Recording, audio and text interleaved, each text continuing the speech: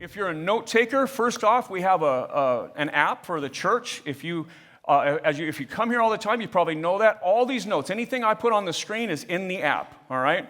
And I know a couple weeks we've had it not updated. I got a message about that, and we're getting the app updated. So all the notes should be in there today, including any verse that's outside of Isaiah 11, all right? And so if you're a note taker, it's there. If you're new here, by the way, on the back of your connection card is instructions on how to download the app, all right? So let's start this, a main idea for today. Equally as powerful as John describes in Revelation, Isaiah describes the future reign of Jesus. Isaiah takes us from humble beginnings to power, justice, and absolute peace. We often view Jesus' eternal reign to be otherworldly, but the Bible shows us an image of this world redeemed. Consider that. And I know that we have a whole host of influences that give us an image of what life after death or eternity when Jesus reigns. All kinds of images for that. But when we see Jesus speak about it, we talk about a new heaven and a new earth. We talk about a new body where there's no more pain, no more tears, no more sorrow, no more death. And we talk about him reigning in person with us. We just read that out of Revelation. Jesus with us, the King, saying, I am the Alpha and the Omega, the beginning and the end. I'm here forever. And so when we think about that, I want to ask this one question. What would it look like if this world weren't broken? What would it look like if our leaders were godly? And this isn't aimed at any particular leader. In fact, that's not true. This is aimed at every leader. Amen. Fair? Me, anybody. What would it look like if things were the way God meant them to be, if we hadn't messed it up? That's the picture. That's the portrait that Isaiah paints for us, that John eventually will paint for us in that book of Revelation. He'll paint that image as well. And so I just want you to think. I want to look at that. Verse 1, chapter 11. There shall come forth a shoot from the stump of Jesse, and a branch from his roots shall bear fruit. So we're diving in the middle of the story. This is like walking in and all the important stuff in the movie's already happened, right? We're trying to figure out, okay, like who's this guy and why are they chasing him and what's going on, right? So here's where we're kind of weighing in the middle of this. And then as a secondary thing, prophecy in the Bible, Christians and churches can sometimes get squirrely around prophecy, right? And they're trying to say, well, this is this or this is going to happen. This is that. It is that kind of thing. It is forward-looking, but it's very clear what it's talking about. Sometimes people will try and identify people and places and time and things like that haven't happened yet, and I'm just going to suggest to you that this one's easy, that this one points forward to that very passage we just read in Revelation. And what we get to know is this, that the Bible is always the best commentary on the Bible. Right? The Bible is always the most definitive for the things that are unclear. It clarifies them at some point. And so we'll let the Bible tell us what it means when it says something rather than me try and point something out, okay? Now, I want to back up to Isaiah 6, and I'm going to leave this passage as we read this again. I'm going to put this verse up. Now, this was something that God had said about 5 chapters ago. This is something Isaiah said. God said to Isaiah. Isaiah went and said to the people. So let's get a little history. Isaiah is speaking to first the group of the nation of Judah and then the nation of Israel. These were at one time one nation that divided. They divided over problems they were having, and both nations have turned away from God. So this is God crying out to the people of God who are being disobedient, okay? Put that in modern day times. This is us when we're at our worst. God still loves us. We still can be disobedient. Fair? Right? Us as a nation, us as a church, us just whatever you want to, however you want to put this. This is God speaking over disobedient people. And here's what he says. And the Lord removes people far away, and the forsaken places are many in the midst of the land. And though a tenth remain in it, it will be burned again like a terebinth or an oak, so trees, whose stump remains when it's felled. The holy seed is its stump. Now I'm going to leave this up. This is an important starting point for what we're talking about today. So here's what God is saying. Listen. Though you have been disobedient, and I'm going to come in and I'm going to start wiping people out. And remember, this is after generation and generation and generation of God saying, please, stop what you're doing, return to me. Come back. I love you. Here's what's best for you. You're living in ways that are bad for you. Come, let me heal you. Let me redeem you.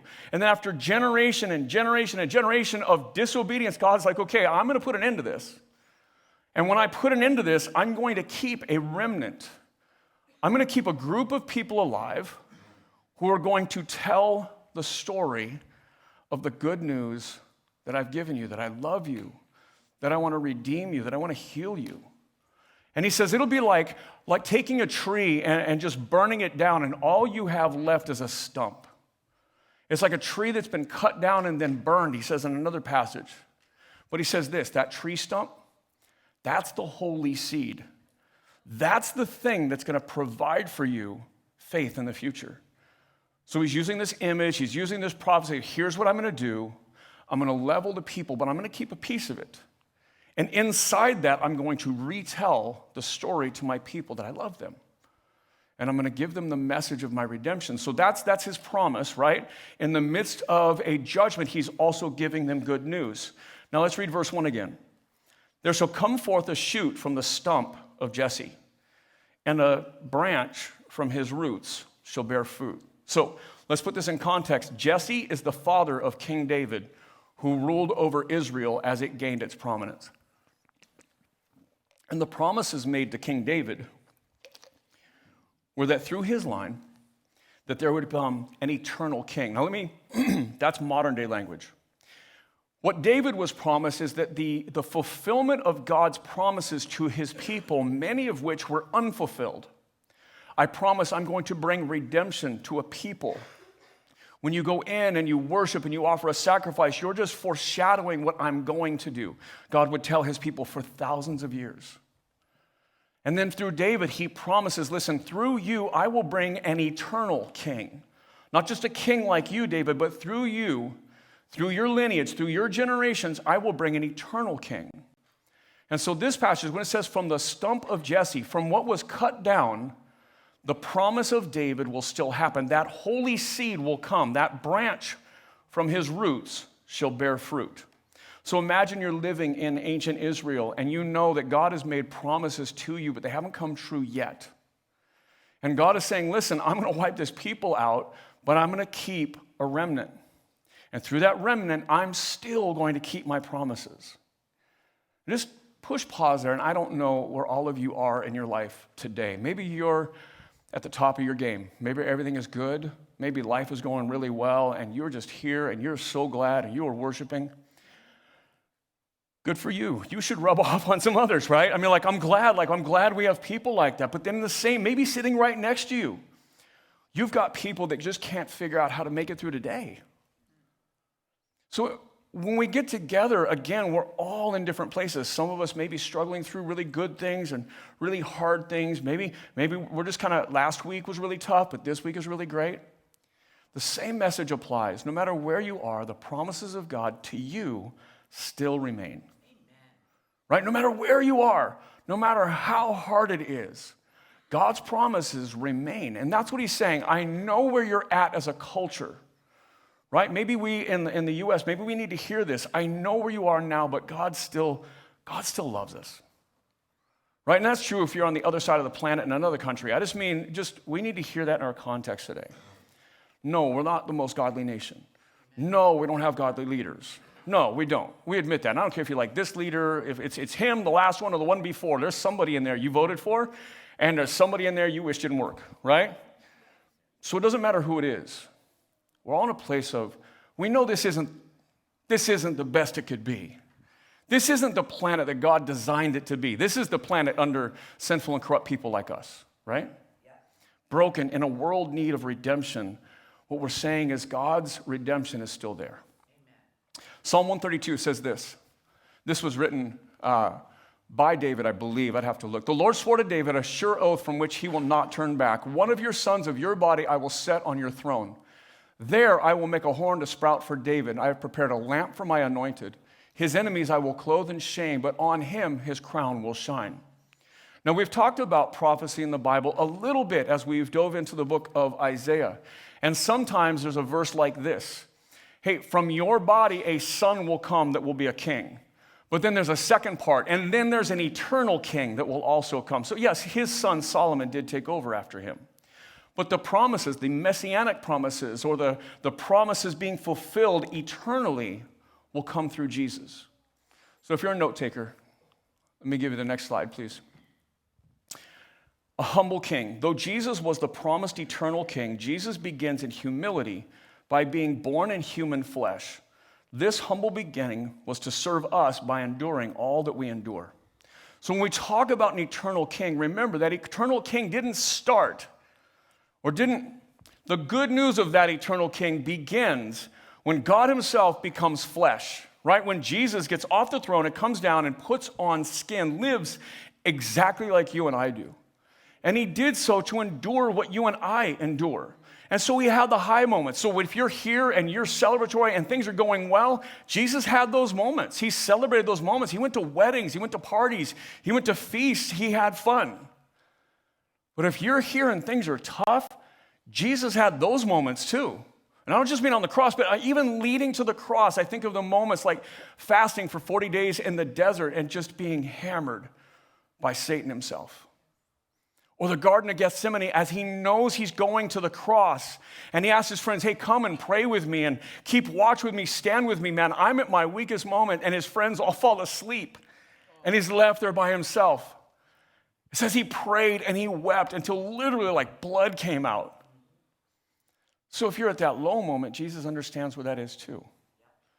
So the humility of this eternal king, the humble beginnings, not only make Jesus who he said he would be, but he understands where you are. He understands where I am when we're in need.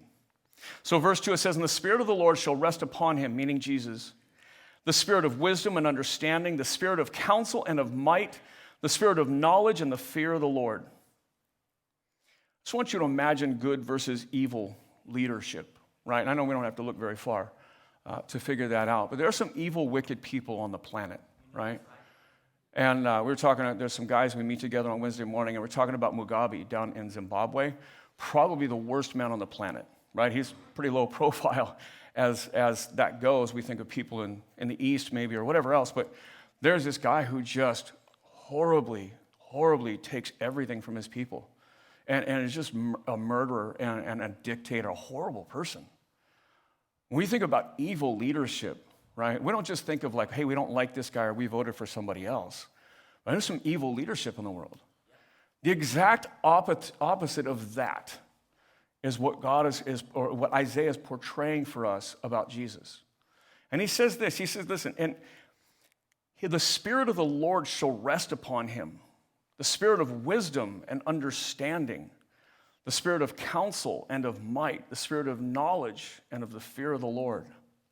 Like in there is mixed like the most powerful king, right? The might and the amazing. But on the other side is the most wise king, the counsel and the understanding, the care and the generosity. Like all of this is mixed into Jesus as this eternal king. As he says, listen, as you look forward, as you look down the line of history, and you know today is tough, or you know today isn't perfect, you know today isn't as it should be, I want you to know about Jesus.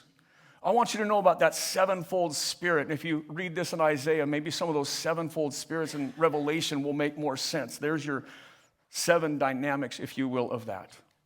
Verse 3, and it says, and his delight shall be in the fear of the Lord. He shall not judge by what his eyes see, or disputes by what his ears hear.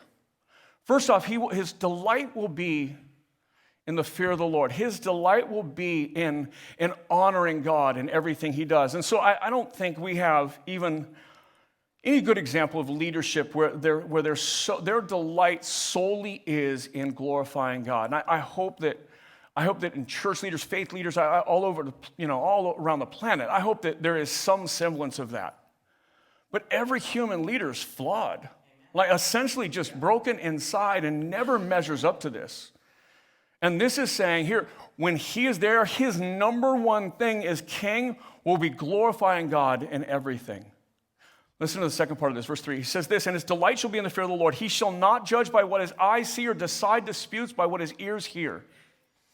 There's this, my wife and I, we like to watch reality TV sometimes. I know, I'm just confessing, right? Like just I'm sorry. Remember I said broken leaders? I mean, like totally, there it is, right?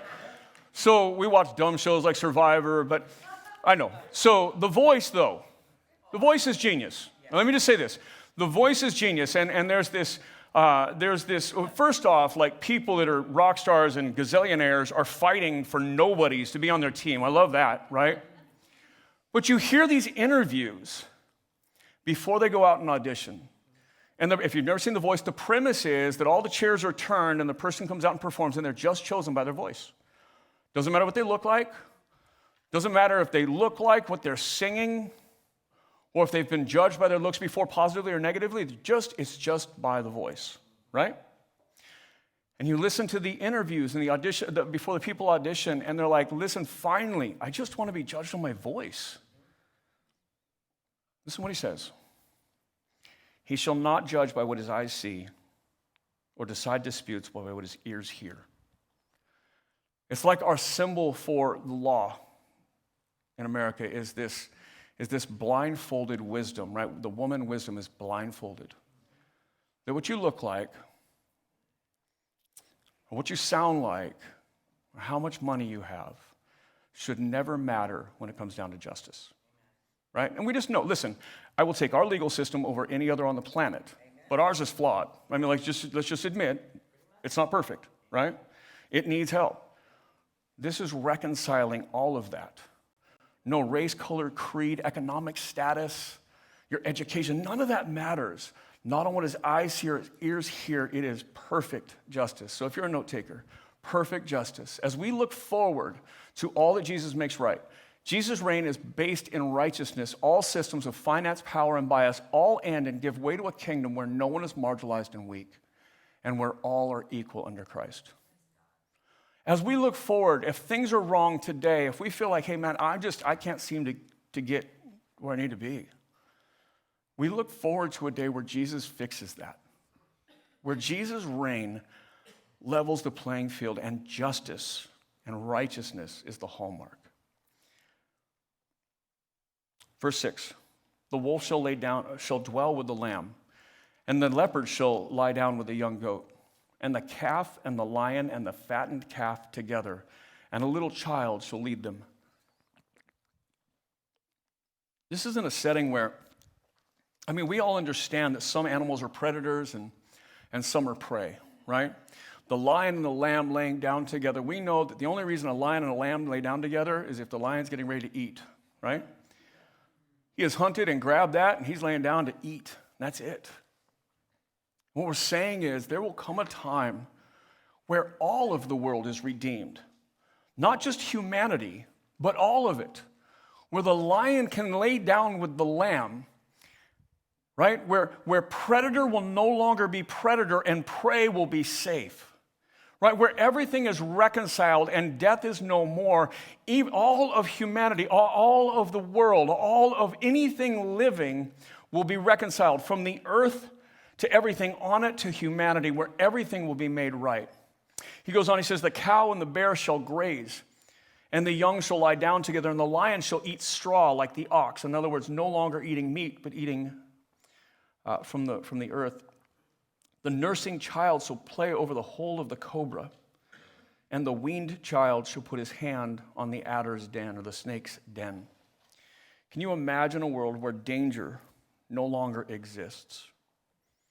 Can you imagine a world where war is no longer and children are safe?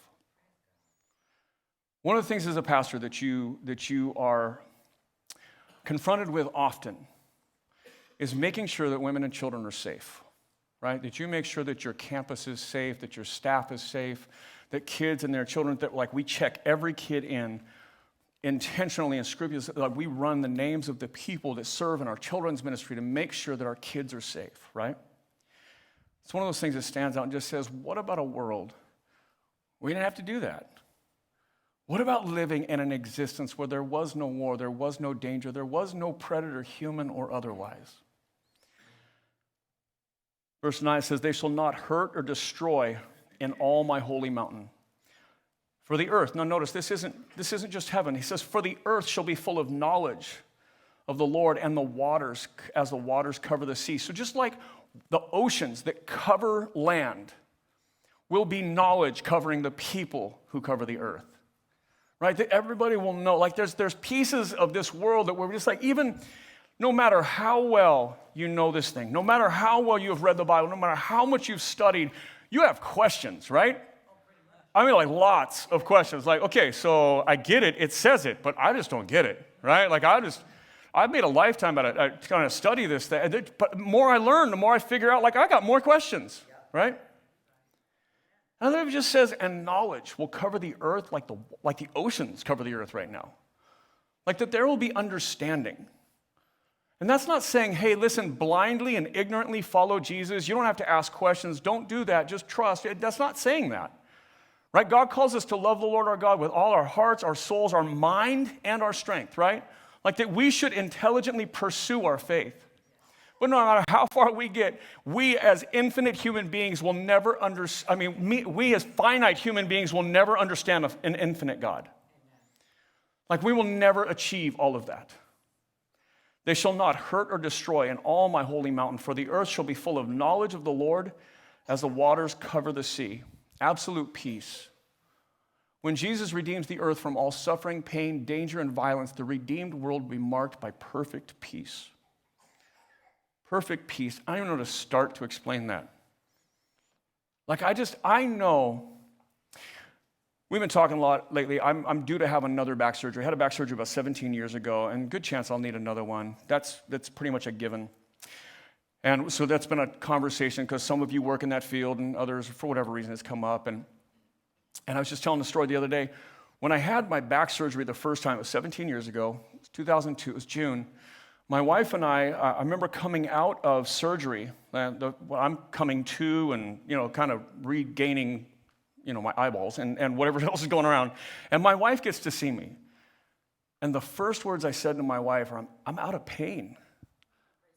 Right? And there was, what I meant by that, and she understood, was that I had been dealing with so much pain for so long, like I forgot what it looked like to not have that kind of pain, right?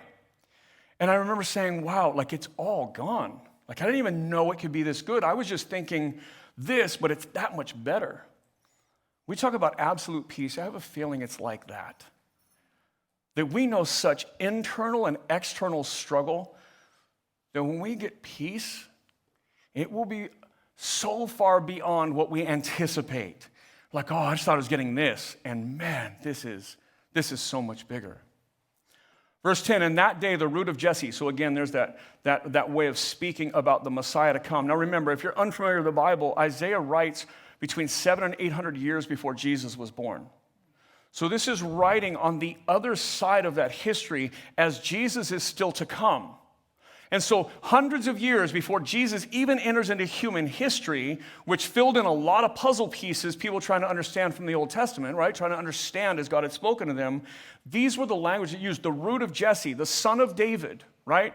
This branch, the lion of the tribe of Judah, all this language filled with promise and hope.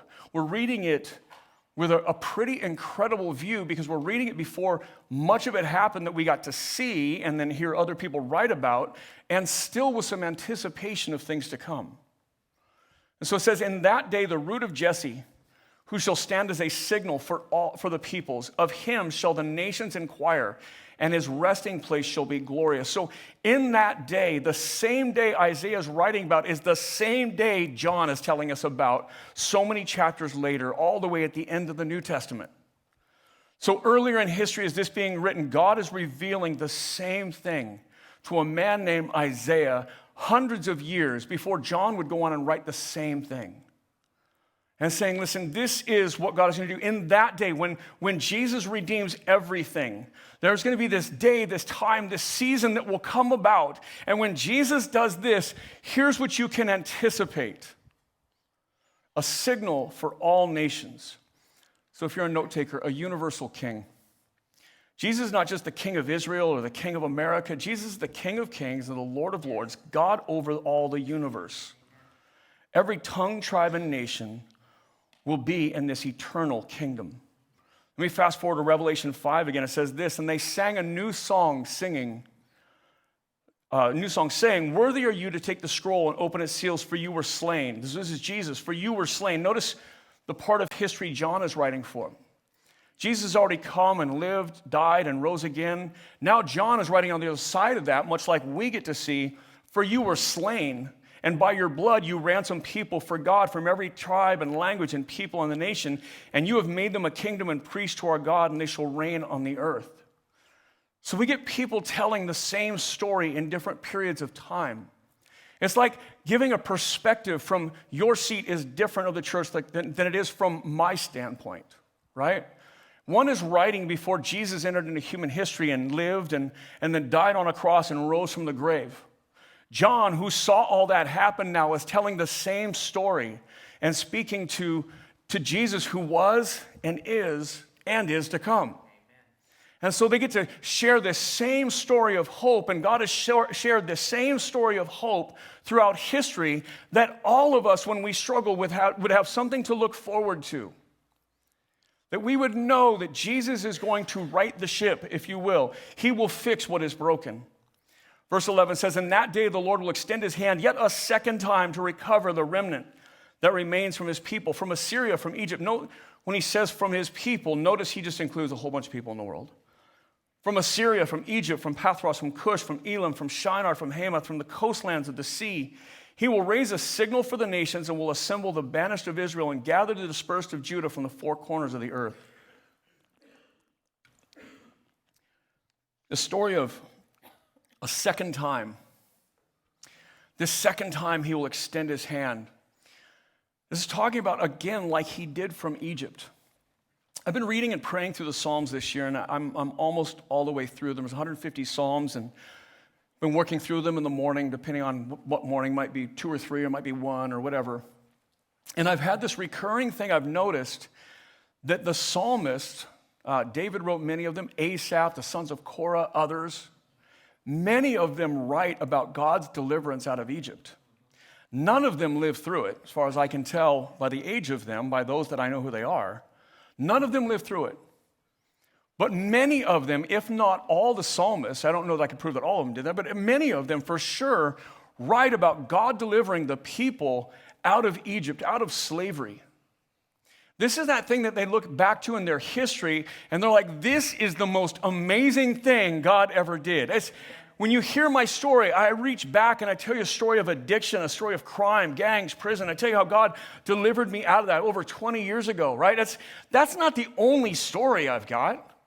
Like, that's not all that God has done for me, but that is the thing where I was stuck here, literally. I was trapped, and God set me free. Now, there's stories from this week and last week and next week and all that. There's God's grace is always happening. But there's that one story that I'm just like, this is just the biggest thing. That's Egypt for them. So for a second time, now Egypt as a metaphor for all of eternity and all of this broken world, for a second time, you're going to stretch out your hand and you're going to deliver us from slavery and oppression and pain and sorrow. Right? As God marched them out of Egypt and then gave them a home. Imagine God saying the same thing. I'm going to get you through this life, but this isn't your home.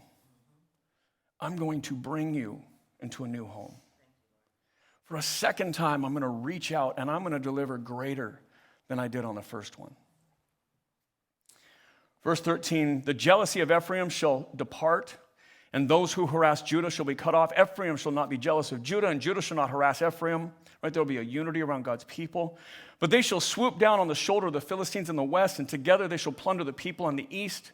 And they shall put their hand against Edom and Moab, and the Ammonites shall obey them. And the Lord will utterly destroy the tongue of the sea of Egypt, and will wave his hand over the river with his scorching breath and strike it into 7 channels. And he will lead people across in sandals." So he is using this imagery of the deliverance of the people out of slavery and oppression and saying, listen, I'm going to do this again, but much greater. Evil will be destroyed this time once for all. All that oppresses people. I'm not just going to destroy a nation. I'm going to destroy evil. When I bring you out, it's once and for all. It's eternal. As I bring you into a new heaven and a new earth, this one will be everything you need it to be.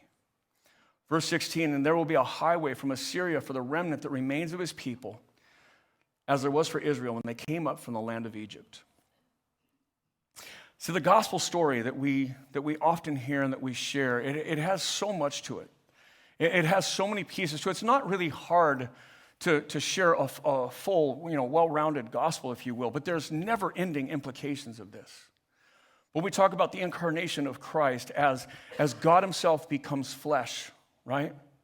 We talk about the sinless life of Jesus, where Jesus lives the life that we are called to live but have failed. Right, that he has lived, that he's been victorious over this life. And then in our place, suffering our penalty, he goes and dies. Not only dies for us, but he dies the most vulgar death of history as he is stretched out on a cross, nailed to a cross, beaten and scourged, and gives his life for you and for me. That substitutionary death where Jesus dies and takes on our penalty, and then is buried in the ground and is dead for 3 days. And these are the things. We're getting ready to celebrate all this, right? We're getting ready to walk through Holy Week leading up to Good Friday and Palm Sunday when he enters in, and the crucifixion on Good Friday, and then the resurrection on Sunday morning. And as we celebrate baptisms, we'll use that resurrection language, and we'll talk about that you have died to the flesh. If you've identified yourself in Jesus, you've died to the flesh, and they'll go in the water, but you have resurrected to new life, right? And so Jesus, as he resurrects, he brings new life for all of us.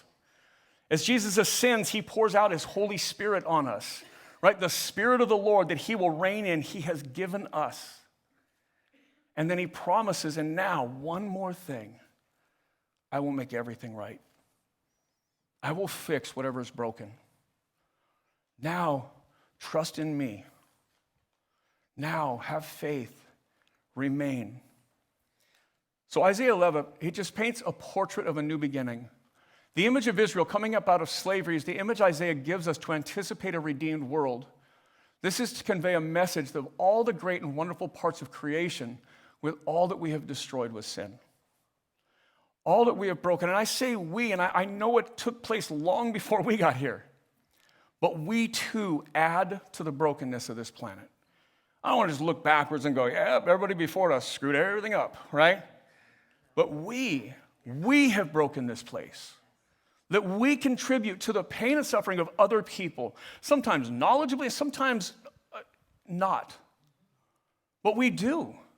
Oh, this doesn't matter. I know this is good. Well, God said not to do this. Oh, this doesn't matter. And we just pile on.